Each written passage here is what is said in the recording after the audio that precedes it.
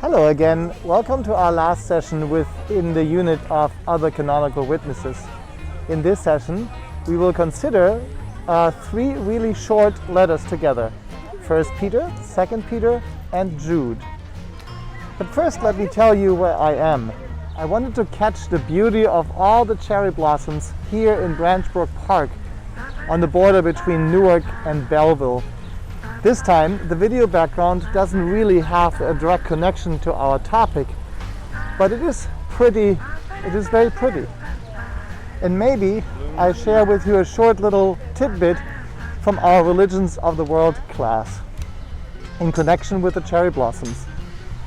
In Japan, this is the time for the Shinto festival of Hanami.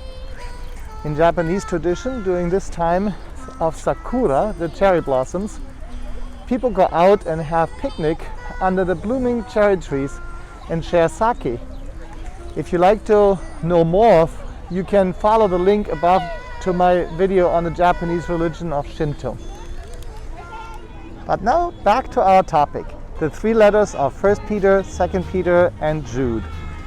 They are pretty obscure to most Christians, but nevertheless interesting to consider here. And we should treat them together. So I will abandon the usual format considering authorship, time of writing, etc. separately. Instead, we look at them together. The first thing we would ask is how 1 and 2 Peter are connected. And then we can ask how Jude might fit into this. After reading the three letters, though, we might notice that the language of 1 Peter is much more polished, and that Jude almost entirely appears in 2 Peter again. On top of that, 2 Peter's and Jude's language is not as polished, although you might notice that more dramatically if you could read these letters in the original Greek. Then you might ask who the authors are. Who is Peter and who is Jude? A number of scholars who prefer to interpret texts more literally, like the Bible Project, are also taking the introduction of the authorship in these letters literally. According to that, Peter is the Apostle Peter, who is one of Jesus' most trusted disciples, and Jude, or Judas, is the fourth brother of Jesus mentioned in Matthew 13:55. That's not the Judas who betrayed Jesus. And of course, if there are no good arguments against taking the mention of the authorship literally, then we should read this information straightforward. If we take the information literally, then these letters would have to be written sometimes between 60 and 67 CE, during the reign of Emperor Nero. Similar to Paul, Peter was also in Rome at the end of his life and died at the hands of Nero. During that strong persecution, just like Paul, in 1 Peter 5:13, the author sends greetings from the church in Babylon. There's pretty much full agreement among scholars that Babylon is a cover name and refers to Rome, alluding to the Jewish deportation in Babylon in 587 BCE. So Peter would have written this letter at the end of his life, under severe persecution, shortly before he lost his life at the hands of Nero. The recipients of the letters are Gentile Christians in Anatolia or Asia Minor, in Pontus, Galatia, Cappadocia, Asia, and Bithynia, who seem to be dealing with persecution as well. Peter is trying to strengthen their faith by indicating that the persecution will only strengthen the faith of the believers, and that in the past God has always helped God's people out of difficult and sinful situations, like the exile in Babylon. But here are some considerations that might put this understanding into question. First, if Peter is the same author for both 1 and 2 Peter, Then why is the level of Greek so different between those two letters? Some pointed out that even after learning some Greek, Peter the fisherman from Galilee would probably not have spoken or even written such polished Greek.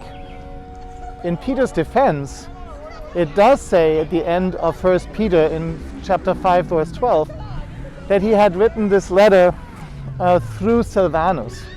But does that mean Silvanus wrote this letter for Peter, or does it mean that Silvanus delivered the letter to the churches?